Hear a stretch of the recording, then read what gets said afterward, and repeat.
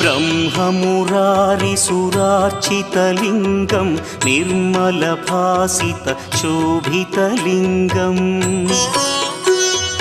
जन्मजदुःखविनाशकलिङ्गं तत्प्रणमामि सदा शिवलिङ्गम् देवमुनिप्रवरार्चितलिङ्गं कामदहन करुणाकरलिङ्गम्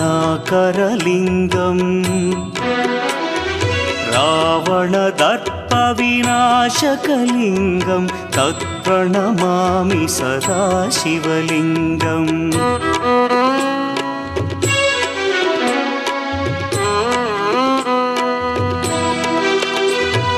सर्वसुगन्धसुलेपितलिङ्गं बुद्धिविवर्धनकारणलिङ्गं सिद्धसुरासुरवन्दितलिङ्गम्